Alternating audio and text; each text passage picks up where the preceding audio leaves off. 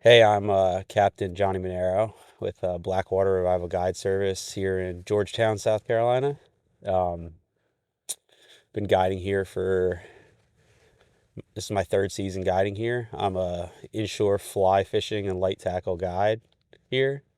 I specialize in fishing for mostly redfish on the fly, but I love to fish with kids, light tackle fish, um, all that good stuff. But I've been doing this my whole life. I'm originally from somewhere else and moved to Georgetown I went to college at Coastal Carolina, but I moved away for a little bit and moved back here about 4 years ago, and I love this place. But I grew up on the water. This is what my life has been my entire life, just in a different ecosystem. I grew up in the Northeast fishing for striped bass, and being a guide's been my dream since I've been a little kid. So I'm literally living the dream right now. That's dope. Let's like background fishing. What's tell us about fishing. How has it been growing up? Fishing growing up. Yeah, yeah. Okay, so I grew up. Um, I kind of grew up. The water was really like centered in my life growing up between the fishing and surfing. I surfed competitively my whole younger life, and we lived on a boat in the summertime growing up. So it was always running around the bay. I had a little 13-foot Boston whaler that me and my brothers got for Christmas one year, and we jumped around the bay. We put hours on that boat. We fished for striped bass, weak fish. We pushed the limits of that thing. We probably did a lot of stuff we shouldn't have done in that boat. But I grew up. My favorite thing growing up was surf casting for stripers up there, and there's really many sleepless nights, and the partying in high school didn't really catch me. It was chasing bass around at nighttime with a lot of older salty fellas. So that's my life on the water up there. I moved here when I was 18, and that bug never left me. I fished Georgetown, started fishing Georgetown about 13 years ago, and I knew this was a place where I wanted to land at some point in my life. And I really took to the flats boat style fishing, little technical poling skiff like this. It's a little more, like I said, a little more technical and intense, but we have a lot of fun with it. You know, there's a lot of reward here. This place could be a really easy place to fish, and it could be a really hard place to fish. The estuary is ever changing. We're the fourth largest watershed by discharge on the eastern seaboard. So what happens yesterday can be completely different tomorrow. Whatever the rivers are doing, the salinity content of the water, it could change overnight. It could change in an hour. Um, it's it's it's very unique to our coast. We're really, in my opinion, we're the first like actual taste of the Lowcountry. It's like the gateway to the Lowcountry is the 17 bridge coming over the Waccamaw and the PD. I think we're really the gateway to the Lowcountry, and we're still we're still not overly trafficked on the water. It's not super saturated with thousands of guides. Most of the guides here are excellent. We got um, Captain Nick Brown at North Island. We got Captain Newman Weaver, Kingfisher Guide Service, Jordan Pate, Carolina Guide Service, Thomas Chapman, Carolina Guide Service, Richie Fredon. We have a bunch of great guides here. Most of them have grown up here, and all of them are super fishy. So it's, we got a great culture of guides here, and if you pick a guide in Georgetown, for the most part, I think you're going to be happy with who you get. Everyone loves this. Everyone loves where they're at, loves the water they're on. Stewards of the estuary, so it's a great place. So you're talking about some of the other guides being like characters. Let's going around talking to them. What makes them? What's their personality So here on the water? we've got being a newer guide, it took me a little bit to break into to that group. But there's characters. Everyone's got their own personality traits that makes them it makes them interesting. You got you know Captain Nick. He kills it with like the groups and the families, and he really has a kind of an intense, happy personality where he's getting everyone stoked on his boat.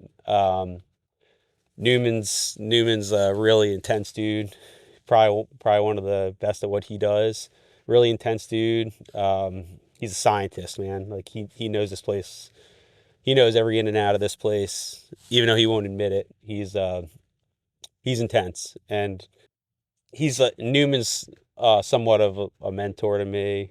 Um, Jordan and Thomas are kind of similar personalities. They're real laid back dudes, but they're producers. I mean, they catch a lot of fish. They love what they do. They're both in flats boats too. Um, so when it comes to like the shallow water fishing, the technical fishing, between Thomas, me, Newman, and Jordan, we kind of run a lot of the shallow water flats fishing. But all great guys. I would recommend any of them. We all want to make a living out here, but when we're all winning, we all win. I mean, we all help each other. We all talk to one another. I'm sure there's some. There's everyone keeps secrets to their chest, but we're all doing the same thing. We're battling the same things every day out here. We network, we work together, and with that, it makes more success. Like I'm the new guy, so so I'm on the bottom of the spear, but I suck in every little thing I can get from them guys. If they give me any kind of advice or anything like that, I soak it in like a sponge. It's this place you never stop learning. That's the cool thing about being an inshore guide or any kind of guide at that. The water's ever changing, so you always got to be adapting and learning to what's going on. Like there's little things that with time you can't replace time out here. If you can't just have instant gratification. That's why this kind of thing in our day and age with a lot of instant gratification and devices, and you gotta learn to be successful. And when you're taking people fishing, you're not just taking people fishing. You're supposed to be an expert in your craft, and the only thing you can really control out here is your attitude and effort. And if you set a good attitude on the boat and you put a lot of effort forth, people see people see that as a huge positive. I mean, some people save up the whole year to fish on a charter boat and with a guide doing this kind of stuff, fly fishing or whatever they like to do. And as guides, it's our job to make that experience um, great for them. So a lot of people, there's been a lot of tournaments in Georgetown. What makes this area so special to come to and fish? Oh, so once again, I think the tournaments come this way. Like they had that big Bassmaster tournament, Bassmaster Redfish tournament back in October. Um, it's a technical fishery, so it's not like some places like Louisiana and the Gulf states where they got these big dumb redfish that will eat after you miss them 3 or 4 times. It ain't happening here. It's a pretty technical fishery, so it's these guys. I think it puts a little test to them. We got our tides are a lot different than they have where some of these guys fish out of in the Gulf Coast. We get 4 tides a day, and usually the swing in tides averages about 5 foot from top to bottom, but we'll have tide swings from 7 foot to negative water. So learning the tides, it's just a technical fishery. It's like when they came here, a lot of those guys got their pre-fish in, but they had to grind it out. It's a hard place to learn in 3 days. So I think that's why it kind of draws some of these tournaments up here because and Winyah Bay is got a little bit of like of that aura to it too. Like there's a lot of water. There's a lot of different ecosystems within 20 miles. You got North Inlet, you got the Santee Delta, you got Cape or Maine. All these estuaries and ecosystems are completely different from the next. The water movements and the tides still have big fluctuation, but all these places are different. We could be blown out here in the bay with fresh water, and then you go a little bit further south, and they've got clean, salty water.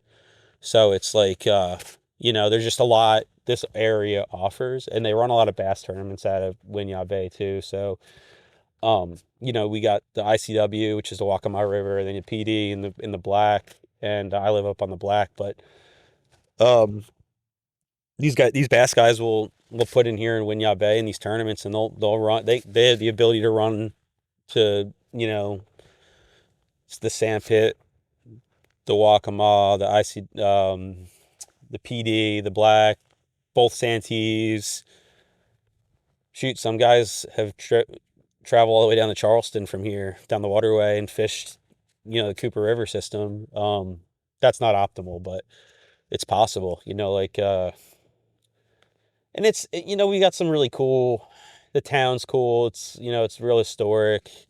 It's a small historic town. It's like a mini Charleston, but in my opinion, cooler. Um, the facilities, the boat ramp facility, Carol A. Campbell, it's a huge facility. They can run big tournaments out of there. They got 6-lane boat ramp there. Um, but it's a cool town, like when they have an event, people could, actually get up close and personal to people that are involved, because it's a small town, like you don't have barricades and millions of people, dumping into the stuff, and you might see somebody. I mean, usually it's pretty low key. You can walk up on the harbor walk and see what's going on, watch weigh-ins, whatever you like. But that's why it's cool. It's a little more intimate, the town. And that's what would you say separates that from surrounding towns other around in the I local think, area? I mean, not to knock it, but it really anywhere north of here is heavily commercialized. Um, Not saying that in a bad thing, but it's more or less a cookie cutter tourist town north of here. And to some people love that. And then south, like Charleston's a sick place. It's awesome, but it's a big city, and there's a lot going on. It can be hard to navigate. It's, a lot of traffic, hard to get around. It's just different. Like Georgetown's just kind of got that true, like small, riverfront harbor town kind of vibe. So it's still got soul, I feel like. And I think people like that. Like you can go on a walking tour in town with Mr. Page Sawyer, and just walk the whole town, see all the old the historic houses and all the landmarks here. And you could do it all in a manageable time. Like you don't have to have 4 days set aside to, if you want to see one part of the town, you could do one part of the town in a day. But you could also do that. You could fish the same day. If you want to go shoot sporting clays, you can go out to Backwoods Quail Club, which isn't far. There's a lot of cool stuff, and I think it fits the vibe of the town, the people that are coming here.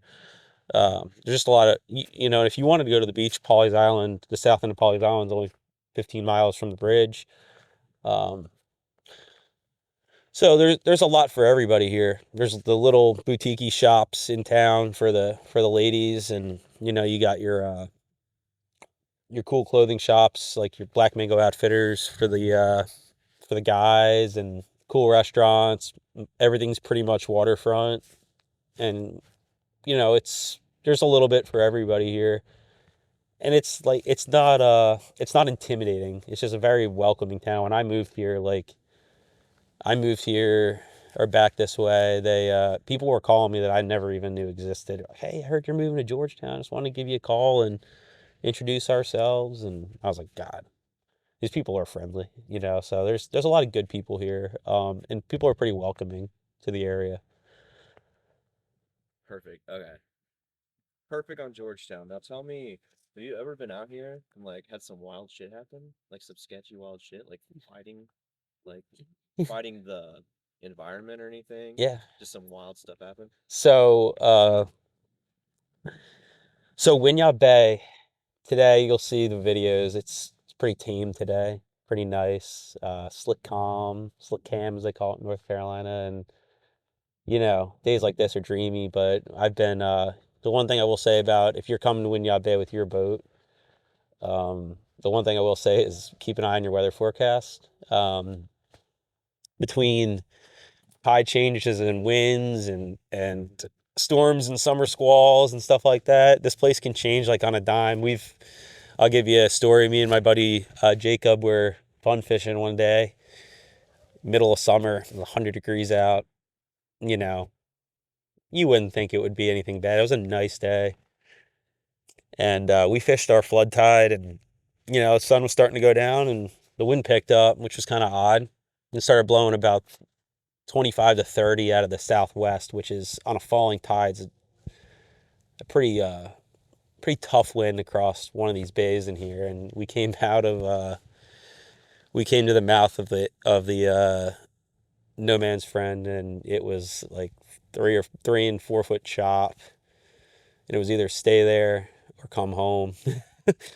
And being buddies, I wouldn't do this with clients or anything, and I probably would have looked at the weather a little bit more if it wasn't a fun trip. But we came home and it was gnarly. This place like will really center you if you don't pay attention. It's there's a lot of big water here, and there's some. I mean, you see all kinds of crazy stuff. I've been out here in the worst of the worst, and I've been out here in the prettiest days, and you just got to respect it. It's the ultimate thing. It's like you can never get too comfortable here. You can never get too comfortable really anywhere on the water, but like especially a place like this, you really want to keep your wits about you and pay attention to what's going on around you, because if you have a window and you need to go, take it.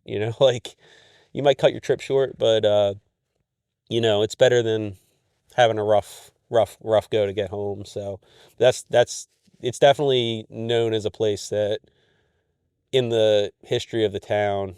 Right behind us, the Harvest Moon, which is a USS Harvest Moon, which is a Civil War Union Navy ship that struck a landmine out here back in the 1860s. But there's been a lot of, the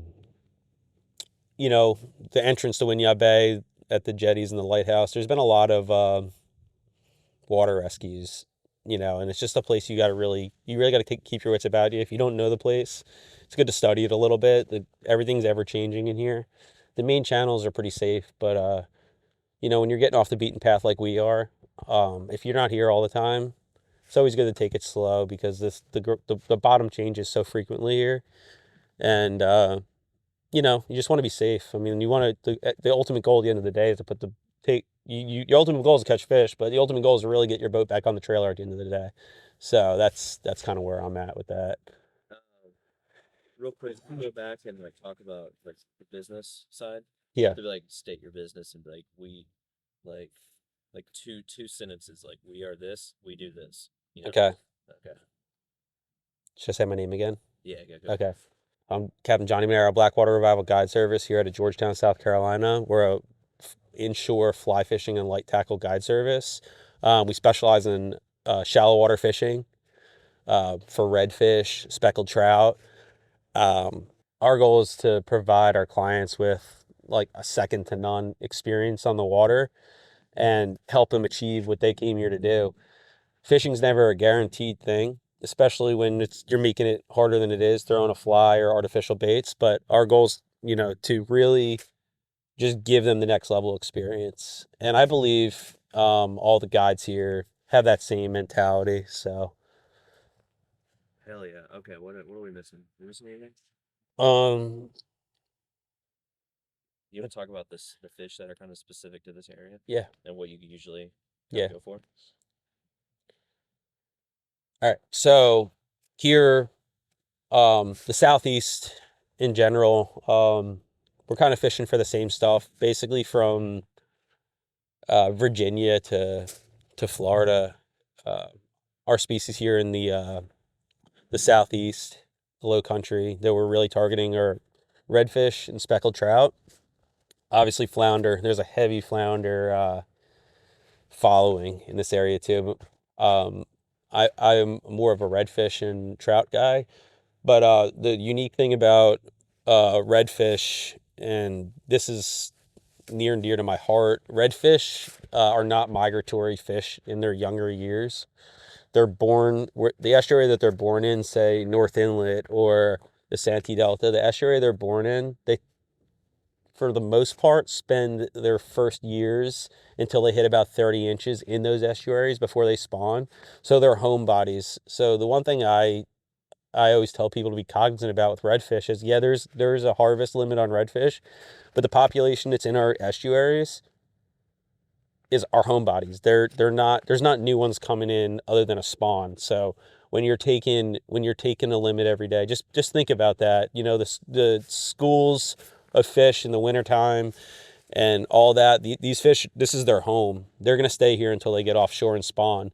And you see the spawning fish in the fall, in the summer, the big channel bass or bull redfish that are, you know, have a pretty heavy following. Those are your spawning breeding fish. And those are the fish that are traveling offshore to spawn. Their eggs come into the estuaries, and then the fry grow to breeding size inside, and then they go through the whole process. They're a long living fish. They live for about 40 years. They're pretty hardy, but you know, practice good release methods. You know, try to keep the fish in the water if you're going to release it. Everyone wants a grip and grin or a hero shot, but it's really cool to get that fish in a net, get your camera ready, get him out of the water, get a quick picture, release them properly. Don't just chunk them in the water, especially the big fish. The big bulls, they need a little more juice to get them kicking again sometimes. So just remember that. On the other note, speckled trout are a really great fish for this area too, because speckled trout is a migratory fish. So they're a more sustainable fishery. Our best times of year for that, you know, fall, winter, spring. The boat limit on them's a little bit higher than redfish, but I feel like that fishery can sustain a little bit of heat. So they're a great eating fish, super flaky white meat. You know, I like to tell people fish over 20 inches are usually your breeding fish. So we really like to release anything that's over 20 inches, but like from 14 to 19, great fish to keep. Great table fare. The best way to cook them, you could either cut their head off and gut them out and just cook them whole, or filleting them just on a little in a little skillet with a little butter and lemon and some Cajun seasoning over rice. It's amazing. That's the inshore fish I would take to eat over anything. Sheep's head are pretty darn good too, but for the common, you know, going out and just trying to fish and have fun, trout can give you great feedback. You find a good school of them, give you great feedback, good way to teach kids how to fish, and excellent table fare.